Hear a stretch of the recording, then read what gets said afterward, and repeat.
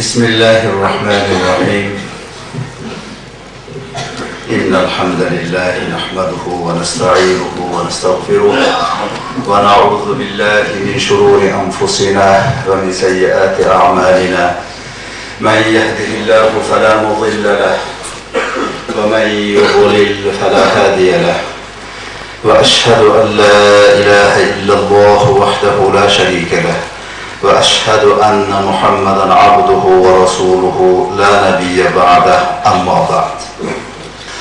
Muhtaram ahli İslam, mümin Müslüman birodarlar, assalomu alaykum ve rahmetullahi ve barakatuh. Bugungi kun 1427 Hicri İslami sene Safar ayı 3. Cuma haftası. Allah Teala'ya hamdlar, şükürler bolsun. Siz bilen bizni mümin, Müslüman bandaları safida qilib yaratdi. Fikrat berdi, zabon berdi. Dünya ishlaridan ahiret işine haftada bir bo'lgan Cuma ibodatini afzal qilib ko'rsatdi. Tahoratlik yuz bilan, oyoq bilan bosib kelishlikka Allah imkoniyat ato qildi. Betoq qo'ymadi.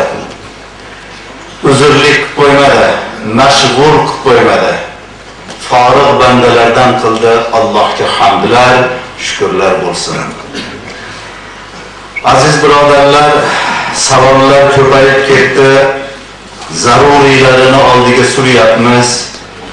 Aqidaga taalluqlik, dinimizga, islomimizga taalluqlilarini oldiga suryapmiz. Ba'zi bir xatolar o'tyapti, bizdan o'tibdi. Bu ham bir ibrat bo'ldi. Oiladagi kelin, kuyov, aka-ukalar o'rtasidagi shaxsiy muomalotlarni yozmasanglar bizga. Bir tarafda yozgan gapi bilan e'lon qilib bir diniy ko'z qarashni bayon qilsak, ikkinchi taraf ozorlanib qolar ekan. Yanagi haftasiga ikkinchi tarafdan shikoyat kelar ekan. Asli mondaydi voqea deb. Bu bizning xatoyimiz ekan. Islomda ikki tarafni o'tkazib olib eshittiradi. Bir tarafdan hukm chiqarilmaydi. Shu bizning xatoyimiz bo'ldi, uzr. Domla, biz tushuna olmayotgan bir ikki savol bor. Bir hadisda Payg'ambarimiz sollallohu alayhi va sallam chin, ya'ni haqiqiy musulmon, musulmonlarning qo'li va tilidan salomat inson mazmunida kelgan ekan. Shuni sharhlab bering. Al-muslimu man salimal muslimun min lisanihi va yadihi degan hadis sharif bu. Matni shu. Musulmon kishi qanday bo'ladi desam, musulmon kishini tilidan, qo'lidan boshqa musulmonlar salomat bo'ladi. Shu odam musulmon bo'ladi degan ekanlar. Namozni o'qisa-yu tili bilan ozor bersa, namozni o'qisa-yu qo'rqmay g'iybat qilsa, tili bilan, namozni o'qisa-yu qo'rqmasdan tili bilan yolg'on guvohlik bersa, bu odam tilidan boshqa musulmonlar salomat bo'ladigan odam bo'lmas ekan, musulmon emas ekan bu odam. Ikkinchisi qo'lidan. Qo'lidan deganida islomda qo'l kalimasi quvvat ma'nosida keladi. Yadulloh deb Allohning qo'li degan kalima keladi. Allohning qo'li siz bilan bizga ma'lum emas, Allohning qudrati degani bu. Bu kalima siz bilan biz ham o'rtamizda ishlaydi, qo'lingdan nima keladi deymiz. Ya'ni kuchingdan nima keladi deganimizda. Seni imkoniyatingdan nima keladi o'zi? Nima qilib olaysan degani bo'ladi-da bu. Demak, bir odamda amal bor. Bir odamda dunyo bor. Bir odamda kuch-quvvat bor. Mana shulardan foydalanib turib ikkinchi bir odamga ozor beradigan bo'lsa, kuchidan foydalanib, amalidan foydalanib, dunyosidan foydalanib, obro'sidan foydalanib, u odam musulmon emas ekan. Demak, tilidan va qo'lidan boshqa odamlar salomat bo'lsin, shu odam musulmon dedilar payg'ambar alayhisolatu vassalom. Ba'zi birimizda amal bor, ba'zi birimizda dunyo bor, ba'zi birimizda quvvat bor, ba'zi birimizda imkoniyat bor, obro' bor. Mana shundan foydalanib turib bir zaif, to'g'ri bir musulmon odamni ezib, yanchib, obro'sizlantirib, ishini to'xtatib, zarar berib qo'yishlik, bu odam musulmon emas dedilar Rasululloh sallallohu alayhi vasallam. Musulmon shunday odam bo'ladiki, uni tilidan ham, qo'lidan ham boshqalar salomat bo'lsa, shu odam musulmondir dedilar. Mana shu shart. G'iybat qilishlik, ya'ni g'ayblik, o'zi ko'rmaganini ko'rdim deb gapirishlik shirkmi? Albatta shirk ham gunoh kabira. Ko'rmaganini ko'rdim deb guvohlik berishlik bu gunoh kabira bo'lishlik bilan shirk bo'ladi, dindan chiqadi bu odam. Bundan ehtiyot bo'laylik birodarlar. Bu aqidaga uradigan, odamni e'tiqoddan chiqarib tashlaydigan masalalardan bu. Namozda Fotiha surasining 4-oyati ahdlashish oyatimi? Agar shunday bo'lsa, namozxon xoli bo'lganda islomga zid ish qilib qo'ysa, ahdini buzgan bo'ladimi yoki namozini buzgan bo'ladimi? Sura Fotiha 3 ga bo'linadi birodarlar. Sura Fotiha Qur'onda ochiqcha. Sura Fotiha dinda ochiqcha. Sura Fotiha namoz. Payg'ambar alayhisolatu vassalom la salat illa bi Fotihatil kitob dedilar. Namoz Sura Fotihasiz namoz bo'lmaydi dedilar. Mana shu Sura Fotiha 3 ga bo'linadi. Birinchi qism avvalgi 3 oyat Allohni ulug'lash oyatlari. Keyingi 3 oyat duo oyatlari. O'rtadagi 1 oyat ahdlashish oyat. Har bir odam har namozida Sura Fotihani o'qiganda yo imom bilan jamoat bo'lib o'qilganda butun jamoat İyyâke na'budu ve iyyâke nesta'in deganda Alloh taolo bandalarim men bilan ahdlashdi dedi. Banda bilan Alloh o'rtasida ahd vujudga keldi. Ahdi paymon bo'ldi. Banda aytdi, sengagina ibodat qilamiz, sendangina yordam so'raymiz dedi. Ana endi namozda ahdni berib Alloh bilan kelishib chiqildi. Chiqilgandan keyin ahdni buzilsa nima bo'ladi deyilyapti. Demek o adam namaz okumadı. O adam Parvardigori bilan ahdlashmabdi. Odamlarni ko'ziga namozga ketdi. Bu adam xoin ekan. Bu adam munofiq ekan. Bu odamda dini yo'q ekan. Allohga namozda turib ahd berib chiqsa-yu, tashqariga chiqib uni teskarisini qilsa, bu nifoq bo'ladi bu. Avval o'zimizni namozga tayyorlab olaylik. Men kimman o'zim? Men musulmonmanmi? Yo kofirmanmi? Na'udhu billah. Munofiqmanmi? Yo men musulmonman. Ota-onam islomda kelgan, men ham islomda dunyoga keldim. Qiyomatga doğru avlodlarim ham islomda ketadi. Mana bu ahd bo'ldi. Men namoz o'qiyman. Men namozim bilan musulmonligimni isbot qilaman. Namozim bilan Parvardigorim bilan ahdlashaman deb. Endi namoz o'qing. Endi oshnalarim o'qiyapti, men ham o'qimasam bo'lmaydi shekilli. Desangiz bo'lmaydi. Uylanadigan vaqtim kelib qoldi, qizlarga xaridorlik qilsak, benamoz ekan deb bermayapti. Namoz o'qib turib avvalayin desangiz bo'lmaydi. Soch soqolim oqarib qoldi, pensiyaga chiqib qolibman, Namoz o'qimasam, ertaman xatmiga, to'yga meni chaqirishmayapti, jamoatdan nari o'zlari ketishib qolyapti. Men ham osh yegani borayin deb turib o'qisangiz bo'lmaydi. Alloh taolo qiyomat kunida ba'zi bir bandalarini ajratib, sizlar falonchilar uchun, odamlar uchun shu amallarni qildilaringiz, ajrini ham ashulardan olinglar. Menda ajr yo'q sizlarga deydi.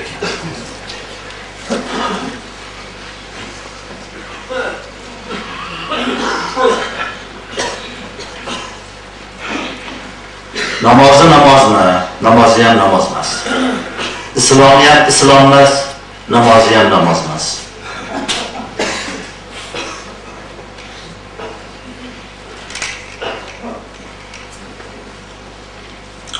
Davomi ham shu ekan endi. Mana shuni atrofida nimalar ekan. Ikkinchi, bu ham keraklik. O'zlari omiyu Payg'ambarimiz sollallohu alayhi va sallamdan hadis bor ekan deb so'zlashadi. U hadisni qandayligini bilmaydi. Shu to'g'rimi? Shuni kengroq tushuntirib beraylik.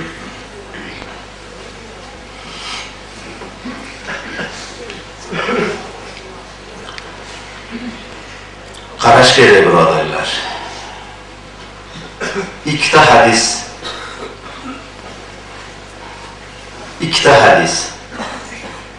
Ikki hadis zohiriy ma'noda bir-biriga qarama-qarshi. Haqiqati bitta bo'ladi.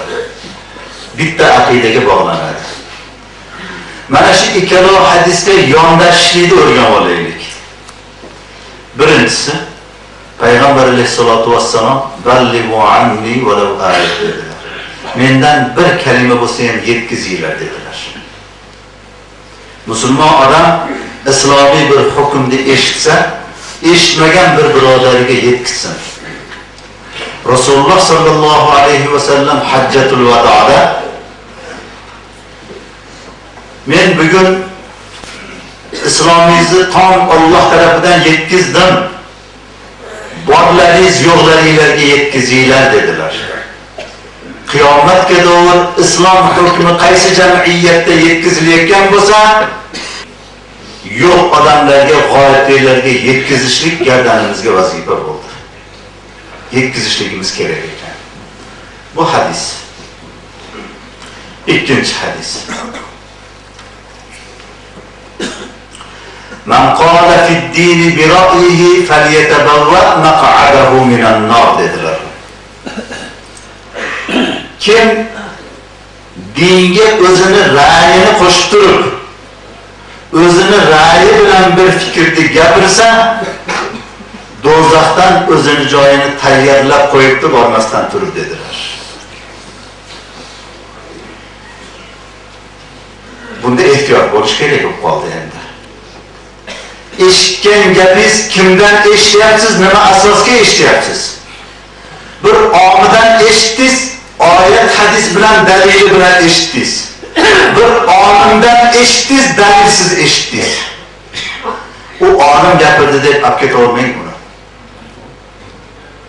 Olim ham odam. G'azabning ustida, birovdan o'ch olish ustida, siyosatning ustida, jonini qutqarish ustida, amalning ustida gapirib qo'yishligi mumkin. Ana shu gapini olib ketaversangiz, adashgan bo'lasiz. Asosiga qarang. Bir omi odam, siz gapirishmay yurgan odam haqni gapirdi. Asoslik oyat bilan, hadis bilan dalillar gapirdi, ammo siz yomon ko'radigan odam. Siz ko'rishmay yurgan odam. Shuni olmasangiz gunohkor bo'lasiz. Buni gapmadi, men boshqasidan eshitib olaman desangiz gunohkor bo'lasiz. Rasululloh janoblari Habashlar negerlar degan. Bir turi bor ekan, boshi uzun, mayizga o'xshagan uzuncha bo'lar ekan, oyoq qo'li ham uzun bo'lar ekan. Yurganda mana shunday bir ajib bir holatda yurar ekan, mayiz bosh deb qo'yar ekan. Bir mayiz bosh kursizlarga to'g'ri gapni gapirsa ergashinglar dedilar. Chunki u gapiga qarang. Uni hay'atiga qaramang. Obro'siga, amaliga qaramang, gapiga qarang. Demak, siz yaxshi ko'rgan bir olim xato gapirayotgan bo'lsa, o'shini gapini gap qilib olib ketaversangiz, do'zaxdan joyingizni tayyorlab olasiz. O'zingizni foydangizga oyatda hadisda buzib turib hukm chiqarib, shuni yetkizsangiz, do'zaxdan joyingizni tayyorlab olasiz.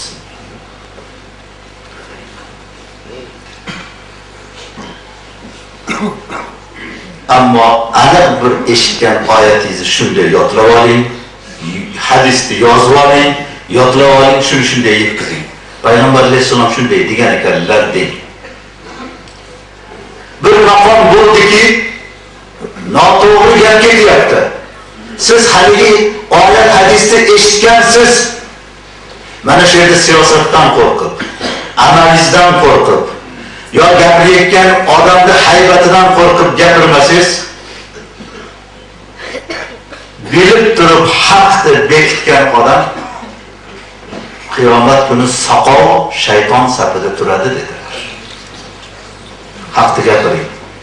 İmkoniyat bo'ldi sizga, gapiring, yetkazing.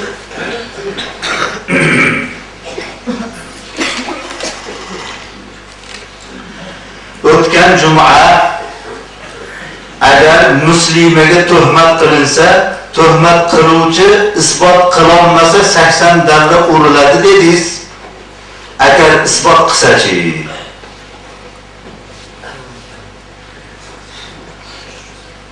demak isbot qilinsa, u muslima emas ekanda, fohish ekan.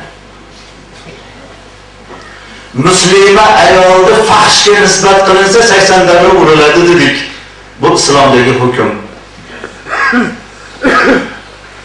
Endi shu yerda yana bitta gapni ochib qo'yishimizga to'g'ri keladi. Erkaklar, musulmonlar ikkinchi bir erkak kishini 3 ta harfdan iborat ke bilan boshlanadigan so'kiladi. Tushundilaringiz a? Shu odam shunaqa bo'lmasa agar, isbot qila olmasangiz agar, sizga ham 80 darra uriladi. Islomdagi hukmni bilib qo'yaylik. Birovni shunday deb so'kdingiz, haqorat qildingiz.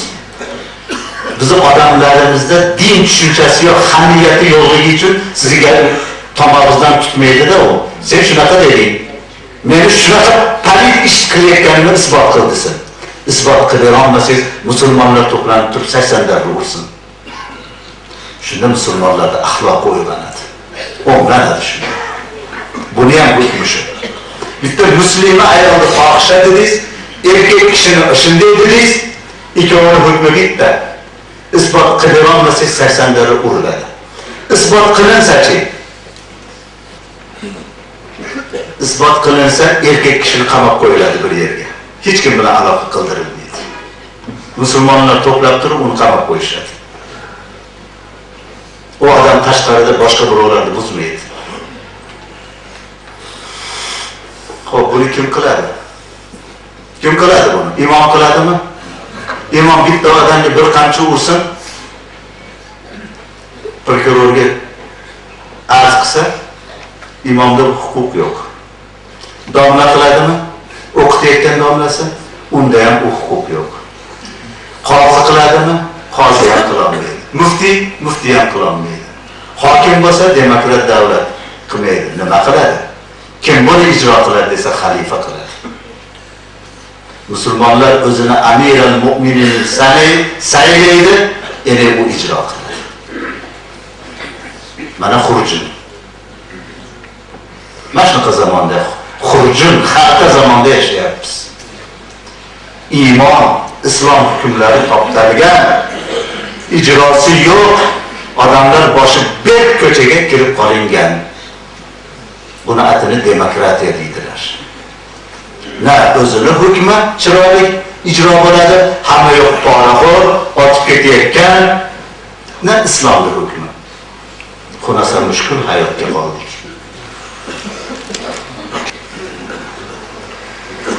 Orani kesib o'tayotgan odamlarga, insonlarga ayting kesib o'tmasin. Ha, aytdik. Birinchisi, demak, orani kesib o'tayotgan bo'lsa, tepada xoli joy bor ekanda. Mana shu xoli joyni to'ldirmayotganlarning aybi bu.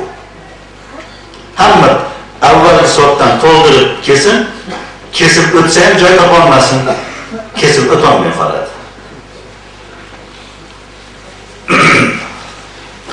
Mana bunisi o'zi bir juma edi, birodarlar. Assalomu alaykum domla. O'shda bir voqea bo'lib o'tdi. Mana shu O'sh siz bilan bizni Qirg'izistonimiz, siz bilan biz yashayotgan zamin. Yugo-Vostokdagi talabalar yashaydigan uyga bir xristian kelib, bir oy da'vat qildi va kinolar qo'yib berdi. Ularga namozxon birodarlarimiz qarshi chiqishdi. U yerdagi kattalarga murojaat qilishganda ham hech narsa deya olishmagan. Keyin xristianlar ketishdi. Undan so'ng birodarlarimiz da'vat qilishib, islomiy kinolar qo'yishganda ularni haydashib tarqatib yubordilar. Bu voqeani yozishdan maqsadim shuki, o'sha xristianlarga hatto kattalarimiz ham qarshi berish olmadi. Biz musulmonlarni unisi bunisi kelib haydab tarqatib yuborishdi. Nima sababdan o'sha xristianlarga shunday gaplarni gapira olishmadi? Bularni islomga kengroq tushuntirib bersangiz, bizlar bu ishlardan xabardor bo'laylik. Balki biz ahli mo'minlar qarshi chiqayotganlar xristianlar emas, balki o'zimizdagi mo'minlardir. Xristianlar kelib, mo'min musulmonlarni zaminiga kelib, mahallasiga kelib, uyiga kelib, bir oy bemalol turib, xristianlikni da'vat qilib ketdi. Undan keyin bir g'ayrati bor, iymoni bor musulmon yigitlar to'planib, shundan ta'sirlanib qolmanglar. Biz ota-bobomiz islomga kelgan, biz musulmonmiz, xristianlikka o'tmanglar deb islom targ'ibotini qo'ygan filmlarni qo'ysa, uni tarqatib yuborishdi.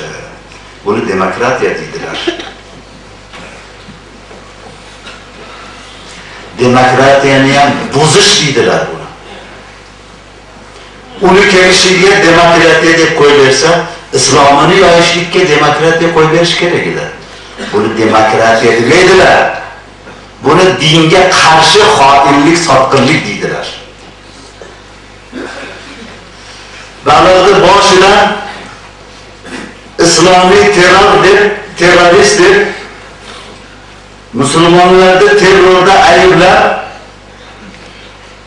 musulmonlarni payg'ambarimiz sallasiga bombani o'rnatib rasmni chizib, bu din potlatishga kelgan din deb berib turibdi. Din dushmanlari, kofirlar musulmonlar nima qilyapti? Aziz birodarlar, mana shunaqangi zamonda yashayapmiz. Musulmonning uyiga kelib, xristian bemalol xristianligini da'vat qilib chiqib ketaveradi, uni birov haydamaydi. Chunki o'sha xristianlar o kirib kelayotgan yerida registratsiya qildirib, biz o'z dinimizni targ'ib qilamiz deb, demokratik davlat deb kirishib kelgan ruxsat olib. Musulmonlar biz ham musulmonligimizni o'zimizni avlodlarimizga, farzandlarimizga yetkazishligimiz kerak degan qonunga bilmaymiz. Haddi bosib kelsa qochishni bilamiz. Kufrga tik turib, bu meni iymonimning vazifasi. Bu meni dinimning vazifasi.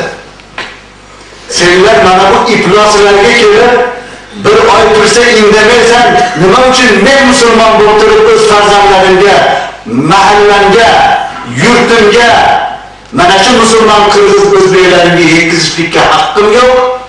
Ashu iflos demokratiyasini qonunidagi din erkinligi qaysi statiyadaligini ham bilmaymiz.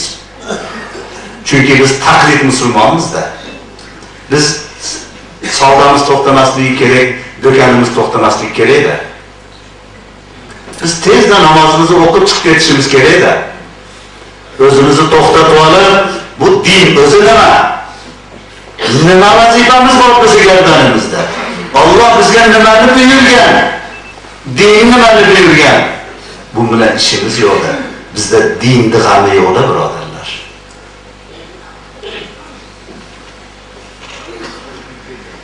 Buni atini demokratiya deydilar. Musulmonlar yurtiga kelib, bemalol xristianlar xristianligini qilish kerak. Bundan 2 yil ilgari 1000 dan oshdi xristianga kirganlar deyishuvdi. 2 yil oldu shunga, birodarlar. Endi qanchaga yetibdi? Qaysiniz aytib bera olasiz? Qanchaga yetibdi? Kim biladi? Xo'p, bilib olinglar. 46 ming bo'ldi.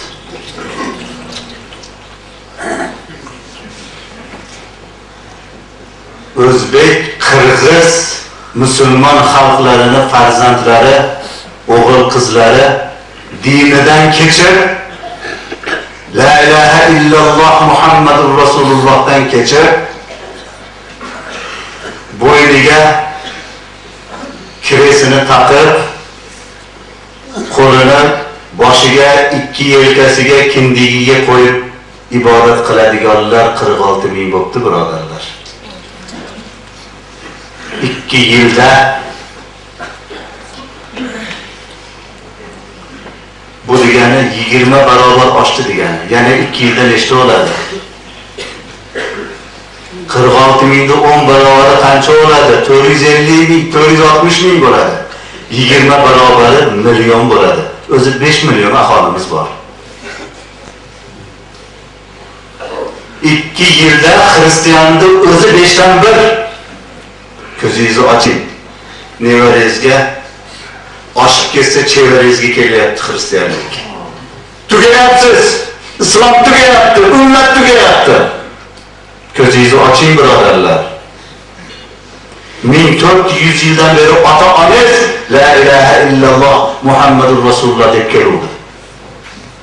46 ming birodaringiz peshonasiga, 2 yelkasiga, qorniga qo'lini urib, Isus Bog, Isus Kristus deb turibdi. 2 yilda. 2 yil ilgari 1000 edi. U vaqtda ona o'rischada o'qigan, Bishkek tarafda, Issiqko'l tarafda deyatoldik.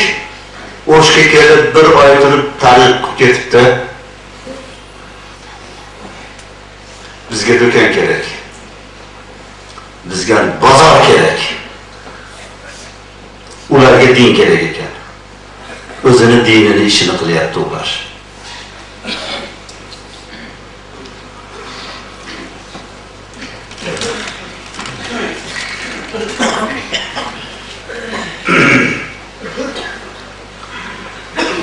Biz Qorasuv bozorida savdo qilamiz. Bizga tovar berayotgan Xitoylar assalomu alaykum deb salom berishadi. Biz alik olaylikmi yoki yo'q?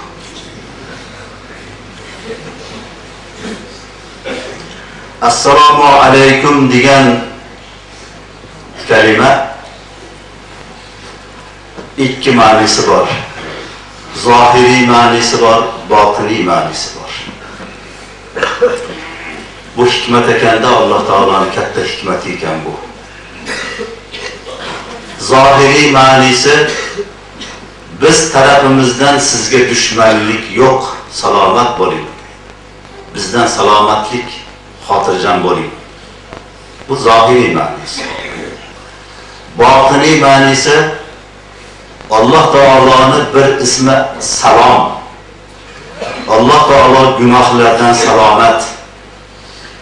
Alloh taoloning salomatlik sifati sizga bo'lsin, gunohlardan salomat bo'ling degani bo'ladi.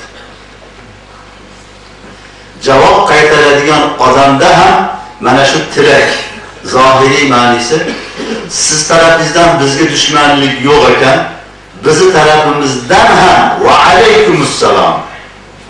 Bizi tarafimizdan ham sizga dushmanlik yo'q, salomatlik bo'ling. Salomat bo'ling. Ikkinchi ma'nosi, sizga ham Allohning gunohlardan pok salom ismi bo'lsin, sifati bo'lsin, siz ham gunohlardan pok bo'ling degan. Birinchi zohiriy ma'nosi bilan u kofir sizga berayotgan salomiga javob qilsangiz bo'laveradi. U aytayapti, salomat bo'ling. Biz tarafimizdan sizga dushmanlik yo'q, sizni urf odatingizdagi salomingizni beryapmiz degani bo'ladi. Ana shu zohiriy ma'nidagi siz ham salomat bo'ling deb javob qilsangiz bo'laveradi. Ikkinchi ma'ni haqiqiydagi Allohning gunohlardan pok sifati sizga bo'lsin degan javobni bermaysiz. Sizki bizga zohiran salomatlik tilayapsiz, siz ham salomat bo'ling. Musulmon kishi shunaqa bo'ladi. Birovga zarar yetkazmaydi degan javob bo'ladi. Ikkinchi savol, agar oldi ayvonli bosh kiyim kiysa bo'ladimi? Shariat ruxsat beradimi? Shapka, shlyapa. Innalloha la yanzuru ila suwarikum va innama yanzuru ala qulubikum. Alloh taolo sizlarning suratingizga qaramaydi. Sizni qalbingizga qaraydi. Sizni qalbingizdagi iymoningizga, niyatingizga qaraydi. Solih amalingizga qaraydi. Demak, suratingizda qaysi suratda kiyindingiz? Suratingiz qanday holatda? Alloh unga qaramaydi. Qalbingizga, niyatingizga qaraydi. Bu bitta hadis. Ikkinchi hadis, man tashabbaha biqawmin fahuwa minhum dedilar Rasululloh sallallohu alayhi vasallam. Kim o'zini qaysi qavmga o'xshasa, u o'shalardandir dedilar. Kim qaysi qavmga o'zini o'xshasa, o'shalardandir dedilar. Qaysini sinolamiz? Avvalgisida Xudo siz suratingizga qaramaydi deyapti. Keyingisida kim o'zini kimga o'xshasa, o'shalardandir deyapti.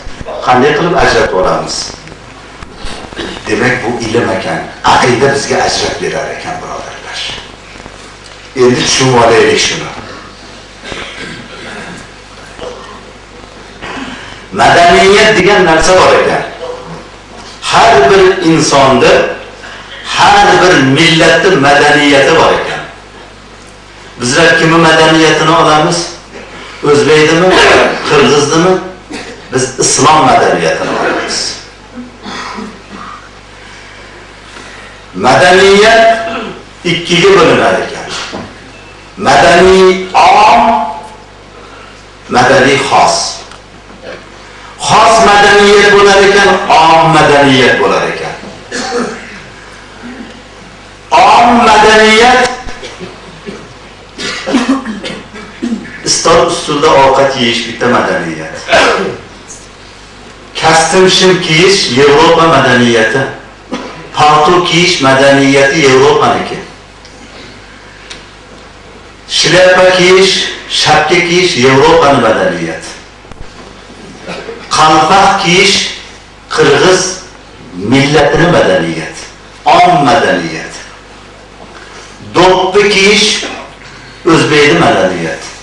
Shlyapa kiyish Tatarning madaniyati, shundaymi? Om madaniyatda hech gap yo'q ekan.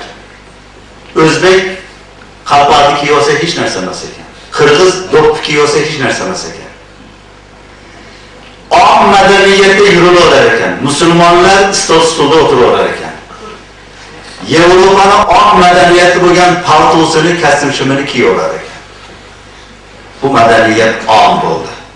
Mana bu madaniyat omdan kelib chiqib haligi hadisni ushlaymiz.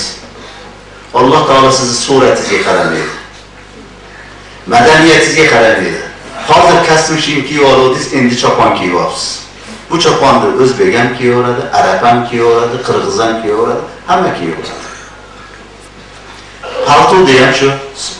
Sovuq qish kelib qoladi, palto kiyib oldi. Kofir ham kiyyapti paltoni, musulmon ham kiyyapti. Bu om madaniyatda gap yo'q ekan, birodarlar.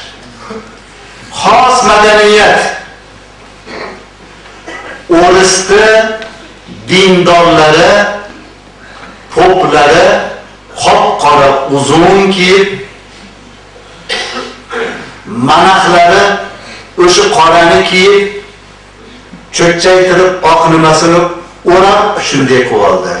Ashuni ko'rishligingiz bilan uni popligini ko'rasiz. Uni manaxini ko'rasiz. Bu xos madaniyat bo'ldi. Mana bu xos madaniyatda kim? Ana bu Hristiyan olamini madaniyatiga o'zini o'xshatsa, o'shalardandir dedilar Rasululloh sallallohu alayhi vasallam. Demak, Hristiyanlarda, Yahudlarda boshiga kiyadigan bir nima deymiz? Kichkinagina do'ppichasi bo'ladi-yu. Boshining 3dan biriga ham tepasida turadi. Musulmonlarniki boshini yopib turadi, to'liq kiyib turadi. Bitta musulmon odam masjidga yarashar ekan deb o'sha Yahud kiyimini kiyib olsa, u o'shalardandir dedilar Rasululloh sallallohu alayhi vasallam. Man tashabbaha biqawmin fa huwa minhum. Aqidadan kelib turib o'shunga o'xshatsa, u o'shalardandir. Yahudni kiyganini yarashar ekan shu. Ashundan kiydirib kelay deb o'shini chevariga borib qomatingizni o'lchatib keltirib shundan kiyib olsangiz, ana siz o'shalardan bo'ldingiz. Xos madaniyat bilan om madaniyat bor ekan, birodarlar.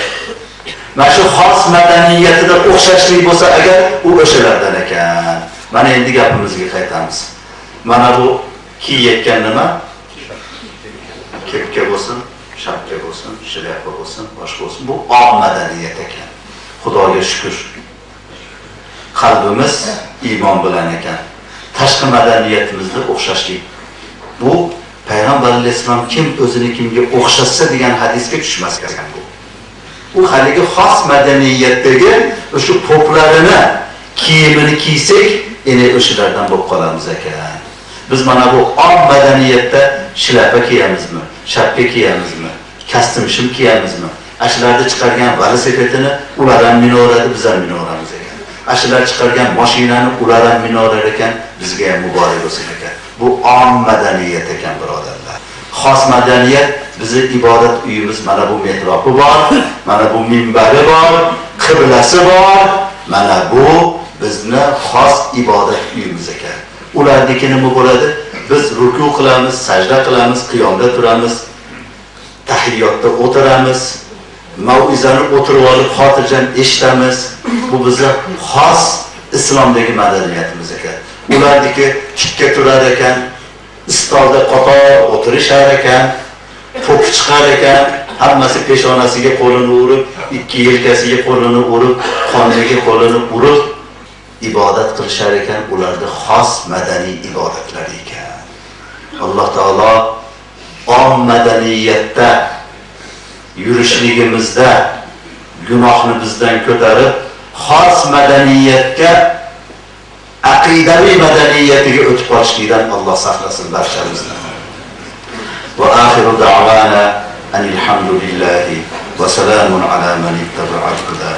Allohumma a'izz al-islam, Allohumma a'izz al-islam wal muslimin wa adhill ash-shirka wal mushrikin wa dammir a'da'aka a'da' ad-din. بفضلك وجودك وكرمك يا أكرم الأكرمين ويا أرحم